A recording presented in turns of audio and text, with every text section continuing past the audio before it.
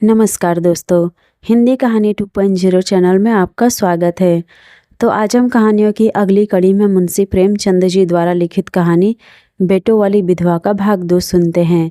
लेकिन उससे पहले आप सभी लोग से एक विनम्र अनुरोध है कि अगर चैनल पर नए हैं तो चैनल को सब्सक्राइब जरूर कीजिएगा।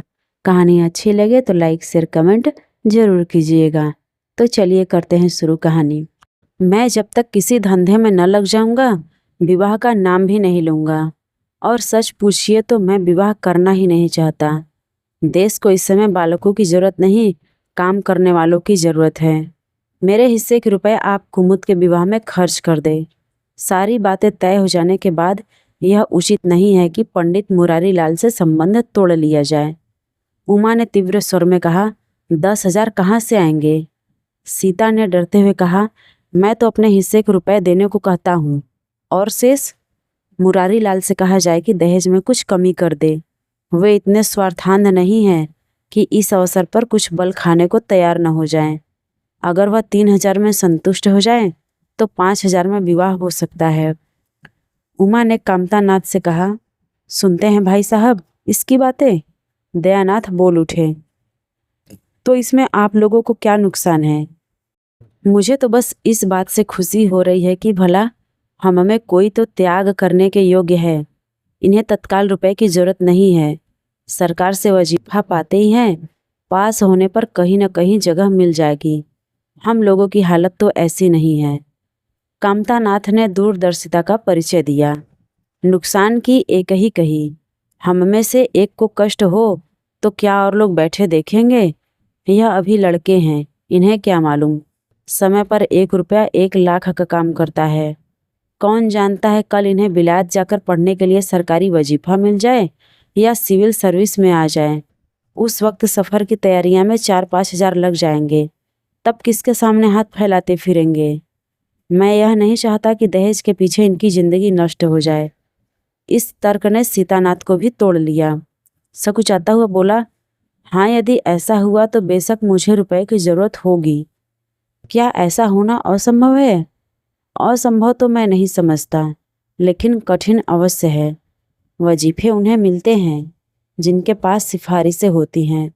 मुझे कौन पूछता है? कभी कभी सिफारिशें धरी रह जाती हैं और बिना सिफारिश वाले बाजी मार ले जाते हैं। तो आप जैसा उचित समझे। मुझे यहाँ तक मंजूर है कि चाहे मैं बिलायत न जाऊं, पर कुमुद अच्छे घर जाए। कामतानाथ ने निष्ठा भाव से कहा, अच्छा घर दहेज लेने देने से ही नहीं मिलता भैया। जैसा तुम्हारी भाभी ने कहा, यह सब नसीबों का खेल है। मैं तो चाहता हूँ कि मुरारी लाल को जवाब दे दिया जाए और कोई ऐसा घर खोजा जाए जो थोड़े में राजी हो जाए। इस विवाह में मैं 1,000 से ज़्यादा नहीं खर्च कर सकता।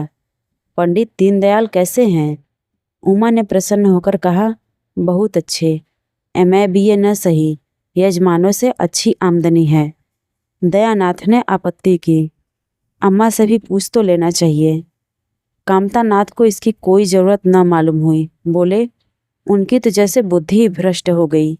वही पुराने युग की बात, मुरारी लाल के नाम पर उधार खाए बैठी हैं। यह नहीं समझती कि वह जमाना नहीं रहा। उनको तो बस कुमुद मुरारी पंडित के घर जाए, चाहे हम लोग तबाह हो जाएं। उमा ने एक शंका उपस्थित की, अम्मा अपने सब गहने कुमुद को दे देंगी, देख लीजिएगा। कामतानाथ का स्वार्थ नीति से विद्रोह कर न सका। बोले, गहनों पर उनका पूरा अधिकार है। यह उनका स्त्री धन है, जिसे चाहे दे सकती हैं। उमा ने कहा, स्त्री धन है तो क्या वह उसे लुटा देंगी? आखिर वह भी तो दादा की ही कमाई है।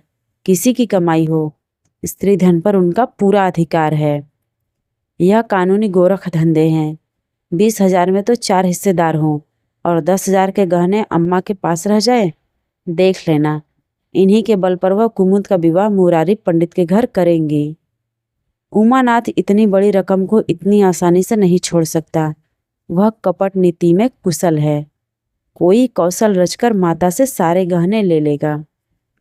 उस वक्त तक कुमुद के विवाह की चर्चा करके फूलमती को भड़काना उचित नहीं। कामतानाथ ने सिर हिलाकर कहा, भाई मैं इन चालों को पसंद नहीं करता। उमानाथ ने खिसियाकर कहा, गहने 10,000 के कम न होंगे। कामता अविचलित स्वर में बोले, कितने ही के हों, मैं अनिति में हाथ नहीं डालना चाहता। तो आप अलग बैठिए। हाँ, बीच में भांजी न मारिएगा। मैं अलग रहूँगा और तुम सीता?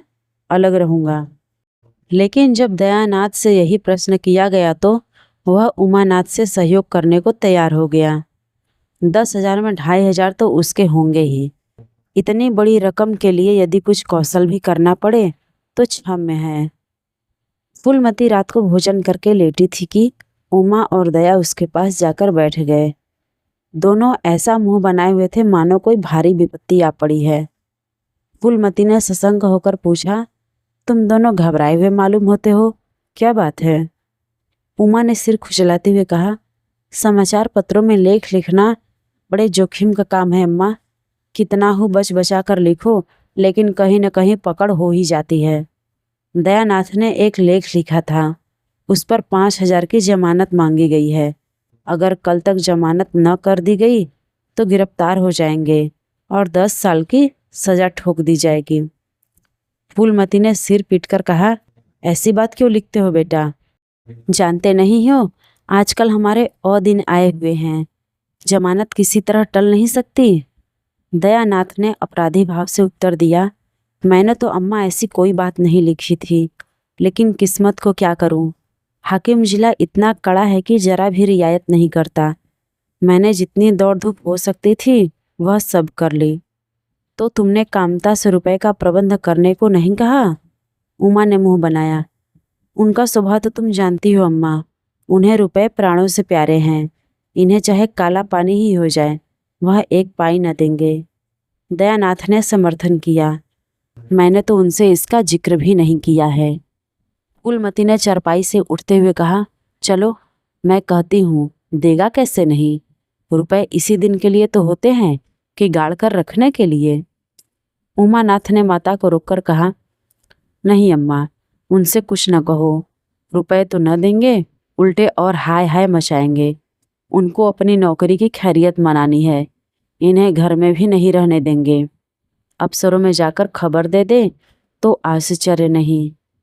फूलमती ने लाचार होकर कहा, तो फिर जमानत का क्या प्रबंध करोगे? मेरे पास तो कुछ नहीं है। हाँ, मेरे गहने हैं, इन्हें ले जाओ, कहीं गिरो रखकर जमानत दे दो, और आज से कान पकड़ो कि किसी पत्र में एक शब्द भी नहीं लिखोगे। दयानाथ कानों पर हाथ रखकर बोला, यह तो नहीं हो सकता अम्मा कि तुम्हारे जेवर लेकर मैं अपनी जान बचाऊं। 10-5 साल की कैद ही हो तो झेल लूंगा, यहीं बैठा बैठा क्या कर लूंगा। फूलमती छाती पीटते हुए बोली, कैसी बातें मुंह से निकालते हो बेटा? मेरे जीते जी तुम्हें कौन गिरफ्तार कर सकता है? उसका मुंह झुलस दूंगी। गहने इसी दिन के लिए हैं या किसी और दिन के लिए? जब तुम ही नहीं रहोगे तो गहने लेकर क्या आग में झोंकूंगी? उसने पिटारी लाकर उसके सामने रख दी। दया ने उमा की ओर जैसे फरियाद की आंखों से देखा और बोला, आपकी क्या राय है भाई साहब? इसी मारे मैं कहता था, अम्मा को बताने की जरूरत नहीं, जेल ही तो हो जाती, या फिर और कुछ। उमा ने जैसे सिफारिश करते हुए कहा, यह कैसे हो सकता था कि इतनी बड़ी वारदात हो जाती और अम्मा को खबर न होती? मुझसे यह नहीं हो सकता कि सुनकर पेट में बात डाल देता, मगर अब क्या करना चाहिए यह मैं खुद निर्णय नहीं कर सकता। न तो यही अच्छा लगता है कि तुम जेल जाओ और न यही अच्छा लगता है कि अम्मा के गहने गिरो रखे जाएं। फूलमती ने व्यथित कंठ से पूछा, क्या तुम समझते हो मुझे गहने तुमसे ज़्यादा प्यारे हैं? मैं तो प्राण तक तुम्हारे ऊपर न्यौछावर कर दूं, गहनों की बिसात ही क्या है। दया ने दृढ़ता से कहा, अम्मा तुम्हारे गहने तो न लूँगा, चाहे मुझ पर कुछ ही क्यों ना आ पड़े। जब आज तक तुम्हारी कुछ सेवा न कर सका तो किस मुंह से तुम्हारे गहने उठा ले जाऊं? मुझे जैसे कपूत को तो तुम्हारी कोख से ही जन्म नहीं लेना चाहिए था, सदा तुम्हें कष्ट ही देता रहा। फूलमती ने भी उतनी ही दृढ़ता से कहा, अगर यूं न लोगे तो मैं खुद जाकर इन्हें गिरो रख दूंगी और खुद हाकिम जिला के पास जाकर जमानत जमा कराऊंगी। अगर इच्छा हो तो यह परीक्षा भी ले लो। आंखें बंद हो जाने के बाद क्या होगा भगवान जाने, लेकिन जब तक जीती हूँ तुम्हारी ओर कोई तिरछी आंखों से देख भी नहीं सकता।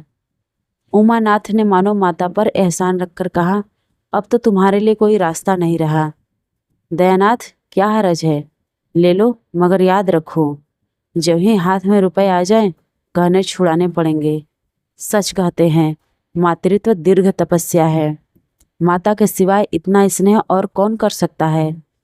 हम बड़े अभागे हैं कि माता के प्रति जितनी श्रद्धा रखनी चाहिए उसका शतांश भी नहीं रखते। दोनों ने जैसे बड़े धर्म संकट में पड़कर गहनों की पिटारी संभाली और चलते बने। माता वात्सल्य भरी आंखों से उनकी ओर देख रही थी और उनकी संपूर्ण आत्मा का आशीर्वाद जैसे उन्हें अपनी गोद में समेट लेने के लिए व्याकुल हो रहा था। आज कई महीने के बाद उसके भग्न मात्र हृदय को अपना सर्वस्व अर्पण करके जैसे आनंद की विभूति मिली। उसकी स्वामिनी कल्पना इसी त्याग के लिए, इसी आत्मसमर्पण के लिए जैसे कोई मार्ग ढूंढती रहती थी। अधिकार या लोभ या ममता की वहाँ गंध तक न थी।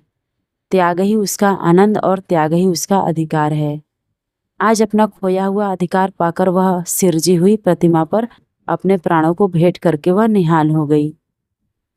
3 महीने और गुजर गए। माँ के गहनों पर हाथ साफ करके चारों भाई उसकी दिलजोई करने लगे थे। अपनी स्त्रियों को भी समझाते थे कि उसका दिल न दुखाएं। अगर थोड़े से शिष्टाचार से उसकी आत्मा को शांति मिलती है तो इसमें क्या हानि है। चारों करते अपने मन की, पर माता से सलाह ले लेते या ऐसा जाल फैलाते कि वह सरला उनकी बातों में आ जाती और हर एक काम में सहमत हो जाती। बाग को बेचना उसे बहुत बुरा लगता था, लेकिन चारों ने ऐसी माया रची कि वह उसे बेचने पर राजी हो गई। किंतु कुमुद के विवाह के विषय में मतैक्य न हो सका। माँ पंडित मुरारी लाल पर जमी हुई थी, लड़के दीनदयाल पर अड़े हुए थे। एक दिन आपस में कलह हो गई। फूलमती ने कहा, माँ बाप की कमाई में बेटी का हिस्सा भी है। तुम्हें 16,000 का एक बाग मिला, 25,000 का एक मकान, 20,000 नकद में, क्या 5,000 भी कुमुद का हिस्सा नहीं है। कामता ने नम्रता से कहा, अम्मा, कुमुद आपकी लड़की है तो हमारी बहन है। आप 2-4 साल में प्रस्थान कर जाएंगी, पर हमारा और उसका बहुत दिनों तक संबंध रहेगा। तब हम यथाशक्ति कोई ऐसी बात न करेंगे जिससे उसका अमंगल हो। लेकिन हिस्से की बात कहती हो तो कुमुद का हिस्सा कुछ नहीं। दादा जीवित थे तब और बात थी, वह उसके विवाह में जितना चाहते खर्च करते, कोई उनका हाथ नहीं पकड़ सकता था। लेकिन अब तो हमें एक एक पैसे की किफ़ायत करनी पड़ेगी। जो काम 1000 में हो जाए उसके लिए 5,000 खर्च करना कहाँ की बुद्धिमानी है। उमानाथ ने सुधारा, 5,000 क्यों, 10,000 कहिए। कामता ने भौएं सिकोड़कर कहा, नहीं, मैं 5,000 ही कहूँगा।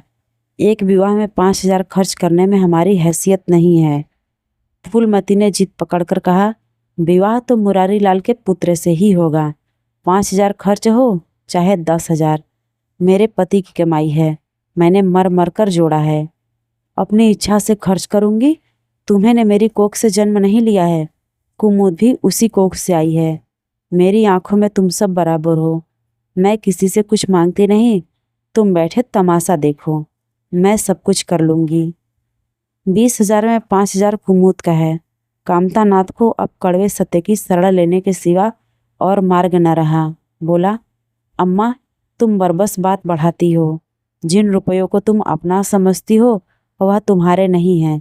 तुम हमारी अनुमति के बिना उनमें से कुछ नहीं खर्च कर सकती। फूलमती को जैसे सर्प ने डस लिया। क्या कहा? फिर तो कहना। मैं अपने ही संचय रुपए अपनी इच्छा से खर्च नहीं कर सकती। वह रुपए तुम्हारे नहीं रहे, हमारे हो गए।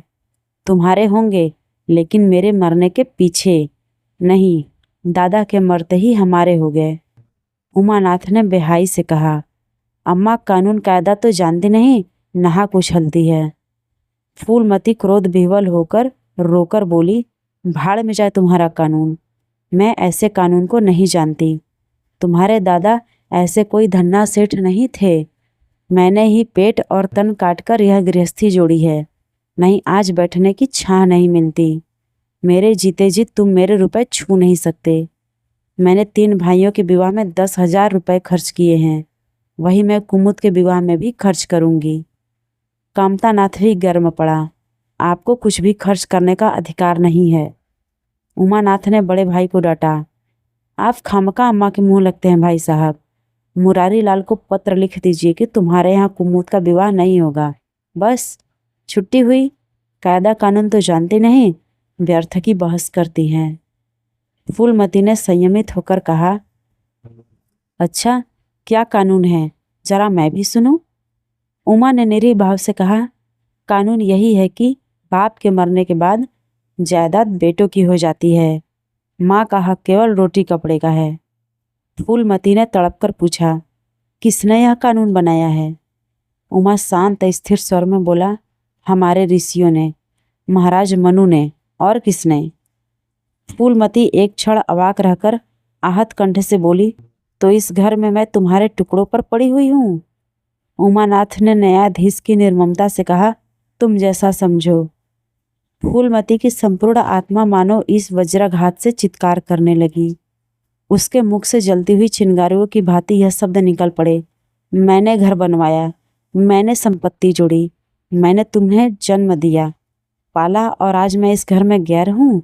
मनु का यही कानून है और तुम उसी कानून पर चलना चाहते हो। अच्छी बात है, अपना घर द्वार लो। मुझे तुम्हारी आश्रिता बनकर रहना स्वीकार नहीं। इससे कहीं अच्छा है कि मर जाऊं। वहाँ रे अंधेर, मैंने पेड़ लगाया और मैं ही उसकी छांव में खड़ी नहीं हो सकती। अगर यही कानून है तो इसमें आग लग जाए। चारों युवकों पर माता के इस क्रोध और आतंक का कोई असर नहीं हुआ। कानून का फौलादी कवच उनकी रक्षा कर रहा था। इन कांटों का उन पर क्या असर हो सकता था? जरा देर में फूलमती उठकर चली गई। आज जीवन में पहली बार उसका वात्सल्य मग्न मातृत्व अभिशाप बनकर उसे धिक्कारने लगा। जिस मातृत्व को उसने जीवन की विभूति समझा था, जिसके चरणों पर वह सदैव अपनी समस्त अभिलाषाओं और कामनाओं को अर्पित करके अपने को धन्य मानती थी, वही मातृत्व आज उसे अग्निकुंड सा जान पड़ा, जिसमें उसका जीवन जलकर भस्म हो गया। संध्या हो गई थी। द्वार पर नीम का वृक्ष सिर झुकाए निस्तब्ध खड़ा था, मानो संसार की गति पर क्षुब्ध हो रहा हो। अस्ताचल की ओर प्रकाश और जीवन का देवता फूलमती के मातृत्व ही की भांति अपनी चिता में जल रहा था। फूलमती अपने कमरे में जाकर लेटी तो उसे मालूम हुआ उसकी कमर टूट गई है। पति के मरते ही अपने पेट के लड़के उसके शत्रु हो जाएंगे, उसको स्वप्न में भी अनुमान नहीं था। जिन लड़कों को उसने अपना हृदय रक्त पिला पिलाकर पाला, वही आज उसके हृदय पर यूं आघात कर रहे हैं। अब वह घर उसे कांटों की तरह सेज हो रहा था। जहाँ उसकी कुछ कद्र नहीं, कुछ गिनती नहीं, वहाँ अनाथों की भांति पड़ी रोटियां खाए, यह उसकी अभिमानी प्रकृति के लिए असह्य था। पर उपाय ही क्या था? वह लड़कों से अलग होकर रहे भी तो नाक किसकी कटेगी? संसार उसे थूके तो क्या और लड़कों को थूके तो क्या, बदनामी तो उसी की है। दुनिया यही तो कहेगी कि 4 बेटों के होते बुढ़िया अलग पड़ी हुई मजूरी करके पेट पाल रही है। जिन्हें उसने हमेशा नीच समझा, वही उस पर हंसेंगे। नहीं, वह अपमान इस अनादर से कहीं ज़्यादा हृदय विदारक था। वह अपना और घर का पर्दा ढका रहने में ही कुशल है। हाँ, अब उसे अपने को नई परिस्थितियों के अनुकूल बनाना पड़ेगा। समय बदल गया है। अब तक स्वामिनी बनकर रही, अब लौंडी बनकर रहना पड़ेगा। ईश्वर की यही इच्छा है। अपने बेटों की बातें और लातें गैरों की बातों और लातों की अपेक्षा फिर भी गनीमत है।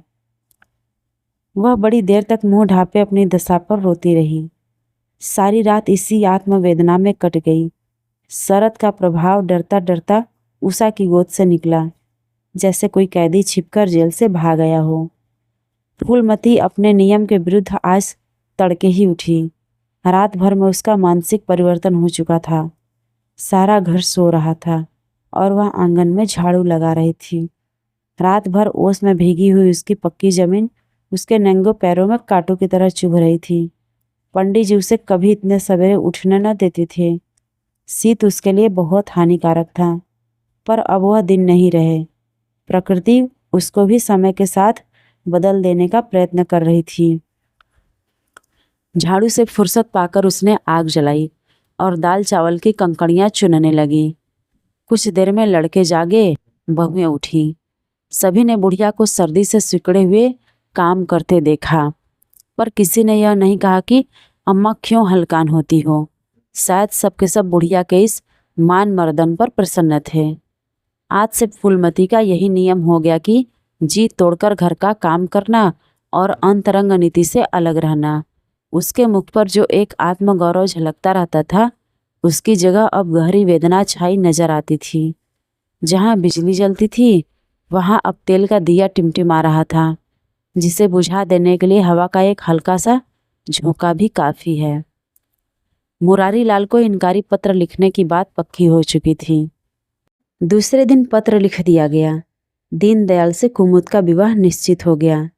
दीनदयाल की उम्र 40 से कुछ अधिक थी, मर्यादा में भी कुछ हेठे थे, पर रोटी दाल से खुश थे। बिना किसी ठहराव के विवाह करने के लिए राजी हो गए। तिथि नियत हुई, बारात आई, विवाह भी हुआ और कुमुद विदा कर दी गई। फूलमती के दिल पर क्या गुजर रही थी, इसे कौन जान सकता है, पर चारों भाई बहुत प्रसन्न थे, मानो उनके हृदय का कांटा निकल गया हो। ऊंचे कुल की कन्या मुंह कैसे खोलती। भाग्य में सुख भोगना लिखा होगा, सुख भोगेगी, दुख भोगना लिखा होगा, दुख झेलेगी।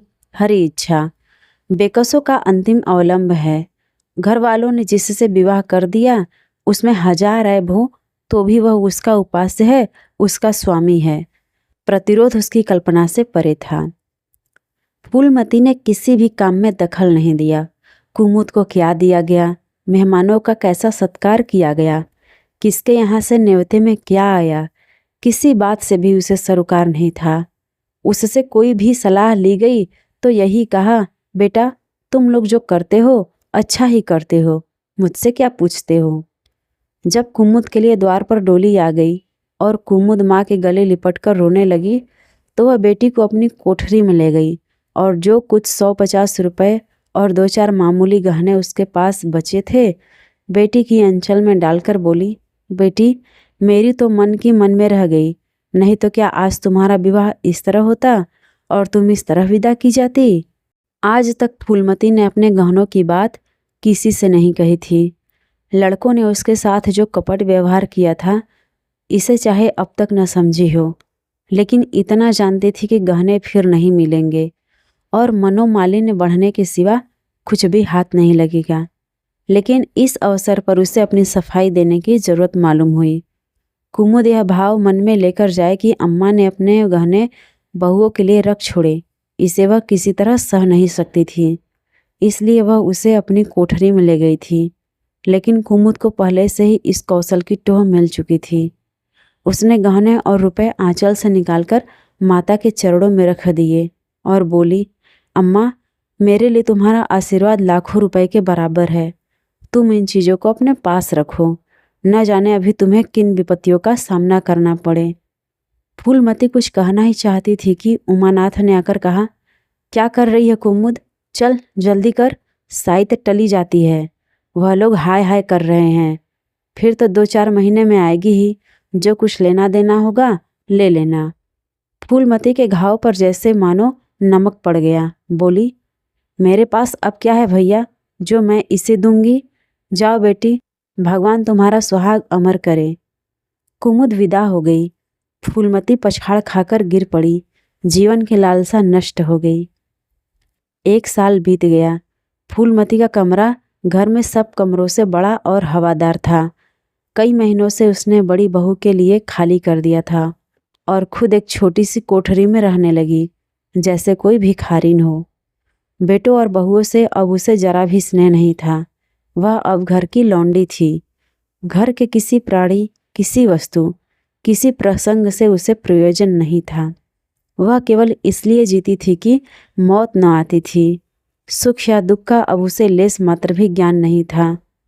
उमानाथ का औषधालय खुला, मित्रों की दावत हुई, नाच तमाशा हुआ।